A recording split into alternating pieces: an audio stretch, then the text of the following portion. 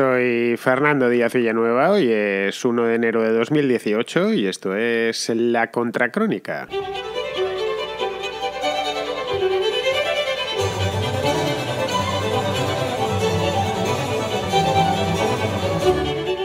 En algunos aspectos, la agenda internacional actual, la que nos rodea, parece el día de la marmota. Hay una serie de asuntos que llevan ahí desde siempre y que no terminan nunca de resolverse. Unos desde siempre los vimos nacer y otros directamente ni los vimos nacer, estaban ya ahí cuando nacimos. Me refiero a varios temas, por ejemplo al asunto de la guerra en Siria, que entrará este año en su 8º aniversario. Esto empezó en el año 2011, con muchas novedades, pero ninguna solución definitiva. Ni tampoco es que la tengamos a la vista. Me refiero también a Corea del Norte, y especialmente a su líder, al famosísimo, al celebérrimo en todo el mundo, Kim Jong-un, que está desde 2012 tentando la suerte, pero sin tentarla del todo, sin tentarla demasiado. Me refiero también a la cuestión ucraniana, con todos los problemas que viene arrastrando desde hace ya 5 años, desde el año 2013, y que está más o menos estabilizado y goza de una aparente normalidad, pero que de por sí ya es algo excepcional dentro de la misma Europa y que podría romperse en cualquier momento. Y por último me refiero, y esta es una cuestión viejísima, muy anterior a que yo naciese desde luego y a que la mayor parte de los que estamos aquí naciésemos, que es la cuestión de Palestina, del conflicto entre Israel y Palestina, que es tan antigua como el mundo en el que vivimos. En fin, que empieza un año nuevo y todo lo que nos cabe preguntarnos es si se desatascará alguna de estas cuestiones o, por el contrario, dentro de un año podremos hablar de lo mismo, aunque con elementos nuevos. Vamos a verlo.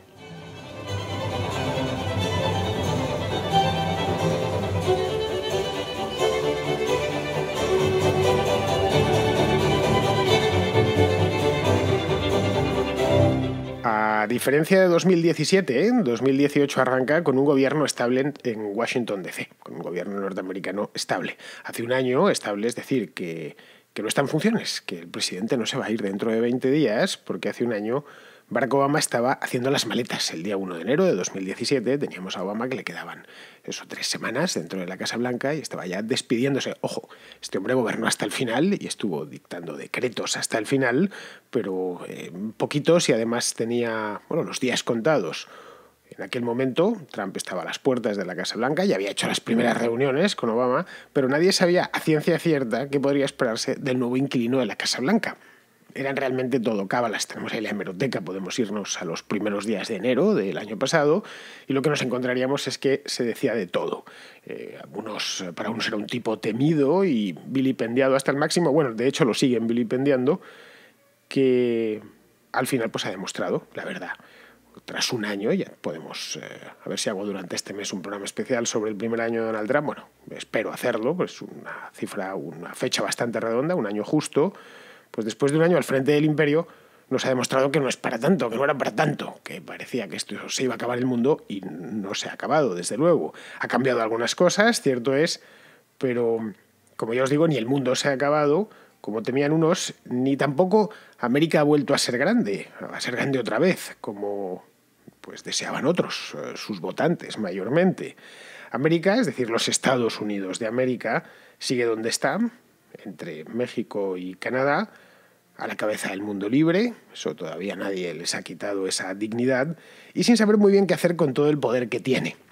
Esta es un poco la maldición imperial de los Estados Unidos. Es, como bien dice Niall Ferguson, es el primer imperio de la historia que no ha querido serlo, que le ha caído la púrpura encima de sus hombros sin buscarla demasiado, y les cayó de golpe después de la Segunda Guerra Mundial, y nunca han tenido muy claro lo que iban a hacer con ello. Es decir, son la mayor superpotencia, de hecho, la mayor superpotencia que ha tenido toda la historia, pero no terminan de creérselo del todo, y quizá precisamente por esa razón meten mucho la pata, y la meten bastante a menudo, y por esa razón dentro del propio imperio tienen tantas dudas de su papel imperial. Yo creo que el ejemplo más claro, y hay unos cuantos a lo largo de la historia de Estados Unidos, de los últimos 60 o 70 años, pero actualmente el ejemplo más claro lo tenemos en Siria. Todo el mundo pregunta desde hace años, ¿y los Estados Unidos qué dicen de esto? ¿Dónde están los Estados Unidos? Tras 7 años de guerra, 500.000 de muertos, un país fracturado en 3 zonas distintas, varias potencias interviniendo activamente sobre el terreno.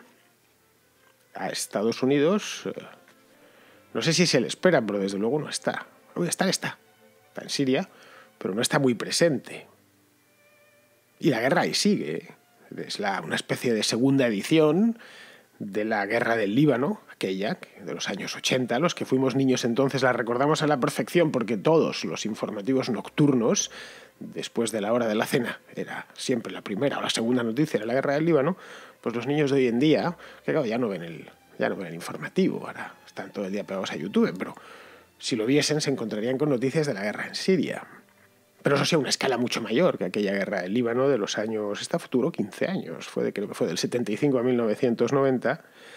Durante los últimos 3 años, es decir, desde el año 2014-2015 hasta ahora, las diferentes partes en conflicto, son 3 en concreto, se han empleado en acabar con el Estado Islámico, que era el cuarto invitado a la mesa, que irrumpió de golpe en el año 2013 y que, bueno, desestabilizó todo aquello y que ocupaba, de hecho, llegó a ocupar durante su periodo álgido, allá por 2015, principio de 2016, llegó a ocupar una buena parte del país y a controlar el valle del río Éufrates, que es una de las zonas más pobladas y más ricas de Siria desde siempre. Bien, la amenaza del Estado Islámico, del archifamoso ISIS, quedó conjurada definitivamente este año. Bueno, pongo el definitivamente entre comillas, porque no hay nada definitivo, ni en el mundo, ni en la historia del mundo. Este año que acabamos de dejar atrás, en 2017, aquí en La Contra os lo he ido contando, los distintos avances a lo largo de los 2 últimos años, hasta la toma final de Raqqa, que fue pues en el último trimestre. Ha terminado esto desde el verano hasta aquí, se ha avanzado mucho. Bien, pues ahora que de facto ya no está sobre el terreno, que lo más que quedan son algunos guerrilleros sueltos del ISIS, se tiene que pasar o se debería pasar a la siguiente fase. Y atender a la pregunta principal, ¿qué va a ser de Siria? ¿Qué van a hacer con ella? ¿Se quedará como está? ¿Así para siempre? ¿En un estado de guerra permanente, con treguas puntuales, con fronteras más o menos porosas, pero móviles? Un lugar en el que turcos, iraníes, saudíes, rusos diriman sus diferencias empleando el país, es decir, empleando a Siria como persona interpuesta o como país interpuesto, como proxy, en definitiva. ¿Se va a quedar así ya siempre? Eso es una posibilidad, ¿eh? Es una posibilidad poco probable, como decimos siempre, pero puede estar así mucho tiempo, más tiempo del que pensamos, ¿eh? Puede estar así otro año y otro, y se puede pasar así 15 años, como sucedió con el Líbano. Pero claro, esto en algún momento tendrá que acabar. El país está ya al límite de sus fuerzas y hay una cantidad de personas que pueden llegar a morir o a irse del país. La guerra en Siria ha provocado el éxodo de 5 millones de personas, más de 5 millones de personas, muchas de las cuales han terminado en Europa, desatando un problema serio en Europa que todavía arrastramos, aunque hayamos decidido mirar a otra parte o pensar que ya se ha resuelto. No se ha resuelto, ni mucho menos. Eso es una posibilidad.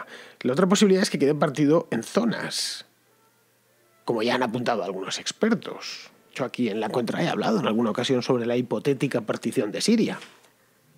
Es decir, lo que antes era un país, una Siria, pasaría a ser 3 Sirias.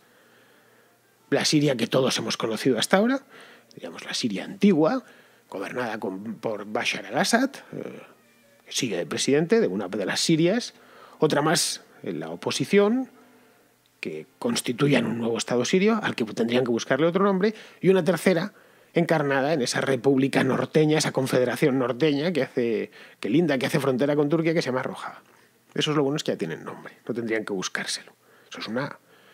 iba a decir que es una solución, bueno, es una posibilidad. No, con esto no estoy diciendo que eso solucione los problemas, ni mucho menos. Pero el problema es que las particiones, históricamente, siempre acaban mal. Y la historia está ahí para enseñarnos, ¿eh? De la historia se aprende mucho. En cuestiones de política se aprende casi todo. Porque todo, de una manera u otra, recombinado de algún modo, siempre ha sucedido antes. Es decir, una partición es una solución temporal, cuando es imposible ponerse de acuerdo, y poco más. Luego queda otra posibilidad, que es la de sentarse y hablar, y negociar. Y es en lo que están desde hace tiempo. Llevan Pues desde hace bastantes meses se celebran conversaciones de paz en Ginebra, a instancias de la ONU, naturalmente, pero a pesar de que llevan varias rondas, creo que son 8 rondas, no terminan de ponerse de acuerdo. Y lo de la partición, por ejemplo, no lo acepta ninguno de los bandos, como era previsible. Este mes, en el mismo enero, estamos ya en él, comienza la 9ª ronda de las conversaciones de Ginebra sobre Siria. La idea de la ONU es apadrinar una nueva constitución. Bueno, si no se ponen de acuerdo con la actual, creemos una constitución de consenso y que se celebren nuevas elecciones en las que, por supuesto, Bashar al-Assad podría dejar de ser presidente de la nueva Siria. En principio es una propuesta razonable. Pero nada garantiza que el propio Bashar al-Assad o la oposición acepten esta solución que ofrece la ONU. Luego podríamos vernos dentro de un año en las mismas. Ojo, y no tendría nada de extraño. Insisto, entramos en el 8º año de este conflicto. Y de Siria nos vamos a Corea. Vamos a pegar un salto en el mundo de bastantes miles de kilómetros, cierto es, porque es otro de los lugares candentes. El año pasado, la inteligencia surcoreana informó que a lo largo de 2018, año en el que ya estamos, desde hoy mismo, Corea del Norte tendría capacidad de lanzar un misil con carga nuclear, que hasta ahora ha estado tirando misiles hacia el océano y tal, pero sin ir cargados.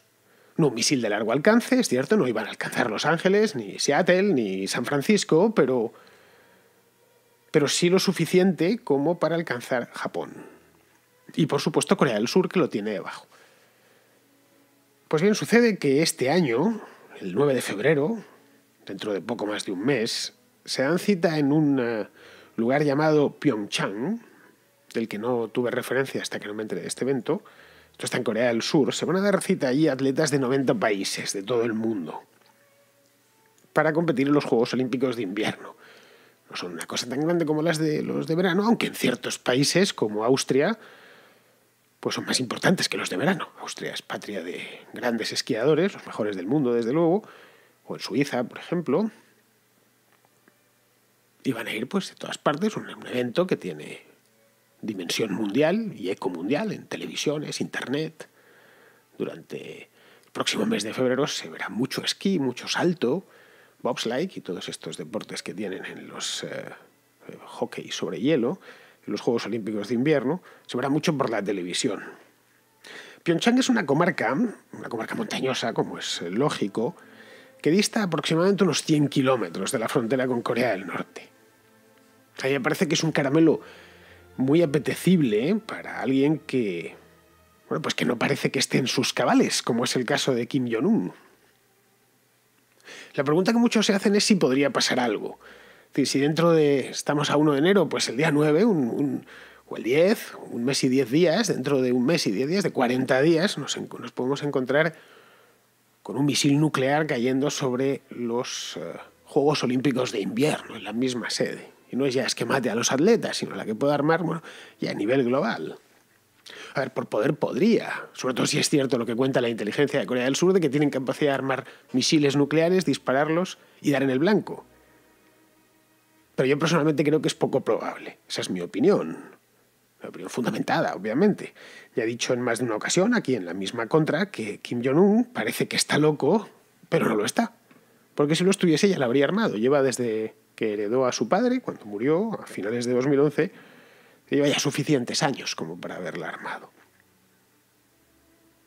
Hace lo que hace, y lo he tratado en el programa, hace lo que hace para apuntalar su régimen, que es algo tan despótico, es un régimen tan como sacado de una novela de Orwell, un régimen que solo puede fundamentarse en la amenaza externa. Bueno, pues qué mejor que darles a los norcoreanos, darles ese pienso, como si fuesen ganado. De hecho, el gobierno de ese país los trata como si fuesen ganado. Para su gobierno, la población es ganado. Pues esto es lo que hay y estamos lanzando misiles al mar. Eso obviamente no quita para que Estados Unidos tenga preparada la respuesta en el caso de que suceda lo peor, y podría llegar a suceder lo peor. Cosas peores se han visto y a lo largo de la historia los cisnes negros son los que cambian el juego. Esto sería obviamente un cisne negro. Es decir, una tercera bomba nuclear después de la de Hiroshima y Nagasaki. No se ha vuelto a disparar ninguna, a pesar de que ha habido crisis múltiples en el mundo en los últimos 70 años. De hecho, mucho antes de eso, debería buscar algún tipo de compromiso con China para que Kim Jong-un deje de jugar con cohetes. Porque al final va a ocurrir una desgracia. Y una desgracia que tendrá difícil arreglo.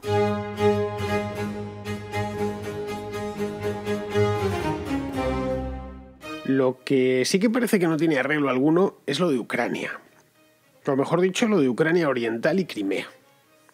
El problema no es un tema que no he tratado mucho aquí en La Contra, ya lo siento, porque es un tema interesante. Al final pasan tantas cosas en el mundo que no he podido dedicarle mucho tiempo. Y luego hay otro elemento, y es que el frente, si queremos utilizar terminología bélica, el frente ucraniano está bastante estabilizado desde hace un par de años.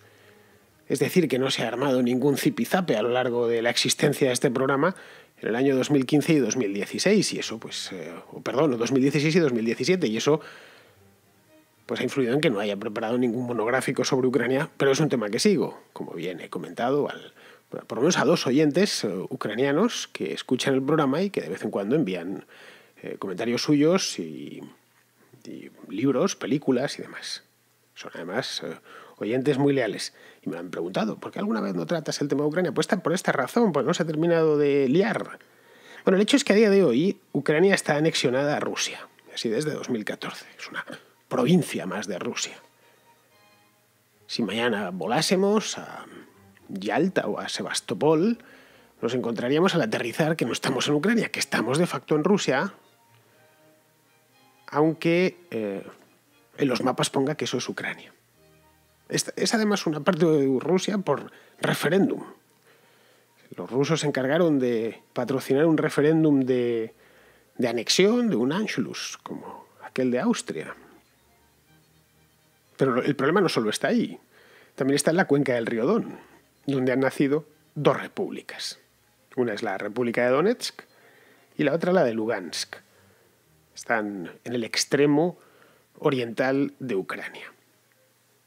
Junto, evidentemente, como la palabra lo dice, Donetsk, el río Don, es un río gigantesco que desemboca en el Mar Negro, en el Mar de Azov exactamente.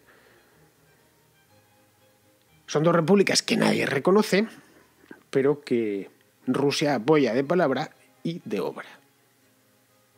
No reconoce ni Rusia oficialmente, pero las apoya.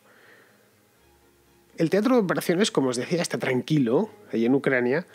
Desde el alto el fuego que acordaron en Minsk, que Minsk es la capital de Bielorrusia, las diferentes partes involucradas, es decir, el gobierno de Kiev, el gobierno ucraniano, los rebeldes o los separatistas, más los rusos. Que desde fuera, evidentemente, cuesta distinguirlos. Ellos se distinguen a la perfección.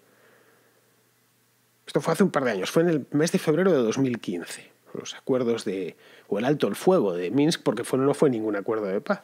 Es decir, fue eso mismo, un alto el fuego. Una solución, una vez más, temporal. Es bueno, vamos a dejarnos de matar, que da un poco de vergüenza. Estamos aquí en la misma Europa. Y a 3 horas de Bruselas. Y estamos aquí con artillería pesada, carros de combate. Y llegaron a este acuerdo en Bielorrusia. Claro que esta calma podría romperse en cualquier momento. Y podría romperse, de hecho, este mismo año. Por 2 razones. La primera porque Donald Trump, que ha estado todo el año dudando qué iba a hacer con el tema de Ucrania, era una patata caliente que tenía encima del escritorio Resolute, que es como se llama el escritorio, la mesa del despacho Oval, que tenía allí desde que tomó posesión el día 20 de enero. Eso por un lado. Trump ha decidido por fin agarrar esa patata y ha decidido apoyar al gobierno ucraniano. Lo ha hecho este mismo mes de diciembre, es decir, hace unos días. Y la segunda es porque Putin no va a ceder en Ucrania. Lo ha dicho ya, lo ha advertido, y además es un hecho que podemos comprobar sobre el terreno. No va a abandonar a los habitantes o a sus partidarios en Donetsk y en Lugansk. Como no abandonó Crimea, para él es estratégico. Y allí no podemos inventarnos un estado colchón. Eso uno o el otro.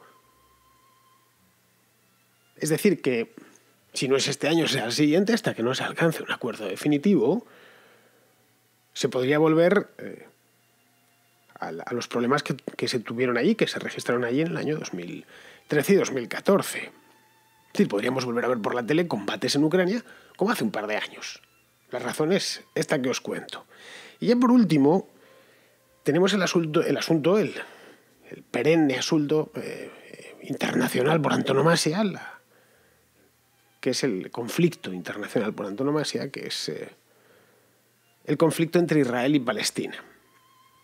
Aquí sí tenemos novedades además muy recientes. De hace solo 3 semanas, cuando Donald Trump decidió trasladar la embajada estadounidense a Jerusalén. Esto hice un programa monográfico, creo que fue el día 7 de diciembre, que se escuchó muchísimo, por cierto. Y una de las razones, no sé si fue por la que se escuchó, pero desde luego por la que yo le di importancia, y creo que la tiene y mucha, es porque Estados Unidos reconocía en ese momento, de facto, y además, bueno, ya de facto y de jure, en tanto en cuanto tenía allí puesta la embajada, que Jerusalén es la capital de Israel. Lo explico bien en ese programa hace 3 semanas, pero esto, entre otras consecuencias, tiene que liquida a Estados Unidos como mediador en el conflicto y entierra, al menos por ahora, la solución de los 2 estados, que son las cartas que se vienen jugando desde hace muchísimo tiempo, desde los años 90 concretamente. Bueno, esto se arregla con un par de estados. Y estaba siempre la China, la piedrecita en el zapato era la ciudad de Jerusalén, que la quieren ambos. A pesar de que solo la tienen uno, o la poseen unos. El hecho es que Jerusalén es, como explicaba, el día 7 de diciembre es la capital de facto de Israel, pues está todo ahí. Puede, eso sí, aparecer un nuevo mediador que apueste por la solución de los 2 estados y que recupere el tema de Jerusalén. Un nuevo mediador, como puede ser, ya lo han dicho algunos, va a ser la Unión Europea, va a tomar el testigo. Sabéis que hay mucho eurooptimista por ahí suelto. Pero eso llevará tiempo. En el caso de que suceda, que no es, que yo no lo vislumbro, desde luego. Y además la Unión Europea no tiene ni la capacidad de persuasión de Estados Unidos. Y cuando digo persuasión, ya sabéis a qué tipo de persuasión me refiero.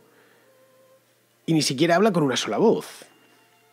De hecho, dentro de la Unión Europea hay estados, hay países que, no uno ni dos, unos cuantos, como Suecia, Polonia, la República Checa, Hungría, Rumanía, Bulgaria, creo que también, que reconocen al Estado de Palestina, mientras que otros, caso de Alemania, Holanda, Italia, España, Francia, no reconocen al Estado de Palestina. Es como si Donald Trump se quisiese erigir, o el presidente de Estados Unidos se quisiese erigir en mediador en este conflicto, cuando el estado de Ohio y el de Nevada y el de Minnesota no reconocen a Israel, no reconocen a Palestina como Estado. Pues lo tendría un poco difícil. Claro que también hay otra posibilidad, y es que Mahmoud Abbas replantee sus demandas y no incluya a Jerusalén como elemento irrenunciable del nuevo Estado palestino. Es una posibilidad. En este caso volveríamos a la casilla anterior, la casilla de partida, y habría que empezar de cero. Ahora, eso no sé, en el caso de que sucediese, abriría nuevos problemas, como fracturas, muchas más de las que ya hay dentro del lado palestino. En fin, como veis, los grandes asuntos del mundo que a todos nos afectan, he tratado solo 4, pero son los que me ha dado tiempo a tratar, están todos a medio cocinar. Esto podría seguir así, y dentro de un año que os vuelva por aquí, os cuente las novedades, que pueden ser muchas, pocas, pero que en esencia se mantenga igual, o pueden avanzar en alguna dirección. Eso es algo que solo el tiempo lo dirá y la contracrónica os lo contará.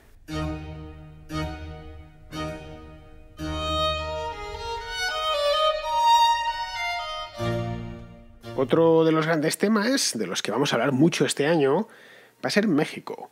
En México nos gusta siempre hablar porque es un país maravilloso y porque además es un país muy importante, pero es que este año se junta el hecho de que hay elecciones presidenciales, unas elecciones muy importantes, las hay el día a mediados justo de año, en el mismo Ecuador de 2018, el día 1 de julio, habrá elecciones allí y que por supuesto aquí en la Contracrónica se tratarán in extenso.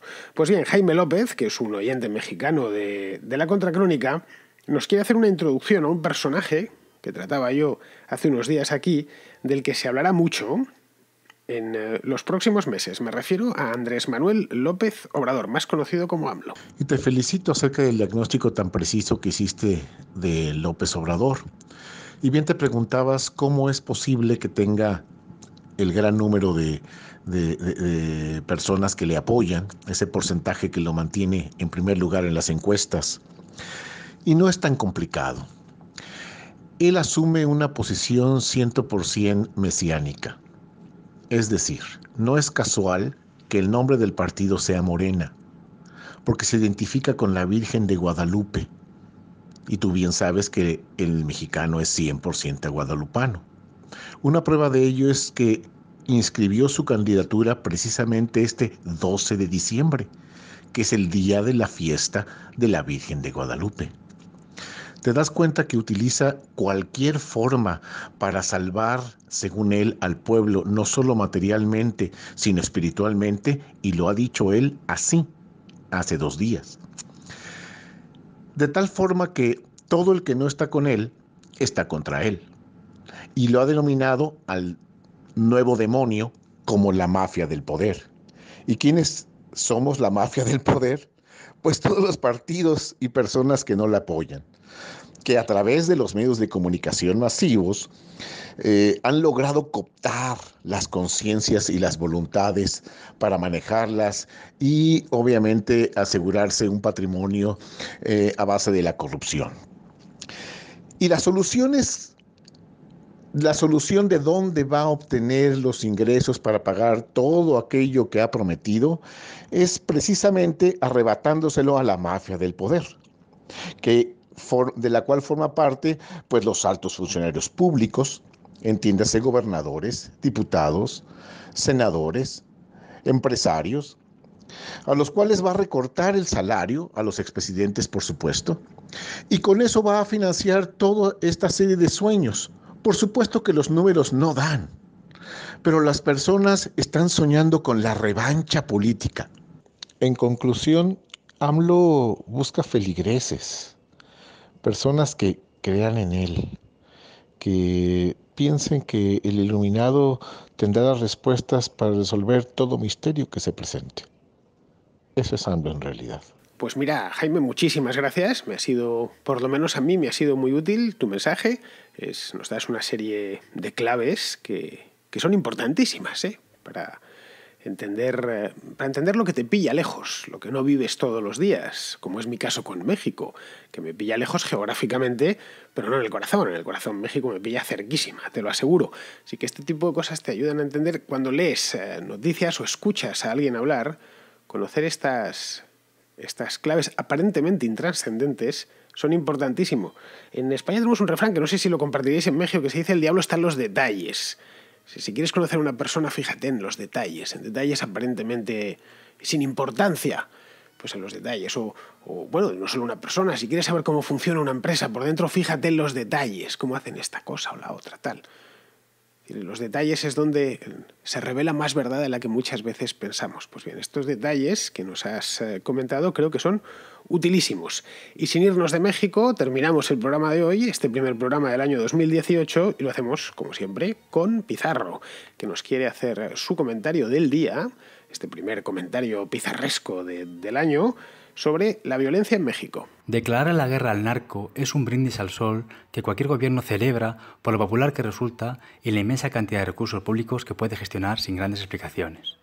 Ahora bien, declarar una guerra solo tiene sentido si se conocen los objetivos de la misma y se conoce al enemigo.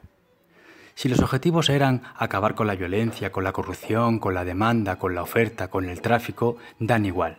No se ha conseguido ninguno. Se ha perdido.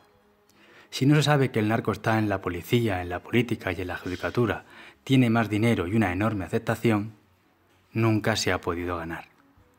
Mientras México se va convirtiendo en un narcoestado, la violencia fluctúa entre lo escandaloso y lo inaceptable como termómetro de la impotencia gubernamental.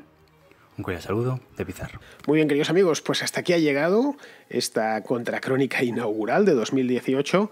Ayer os felicitaba el año porque era Nochevieja y hoy os lo vuelvo a felicitar porque es Año Nuevo. Así que, queridos amigos, feliz año 2018 y aquí os espero mañana.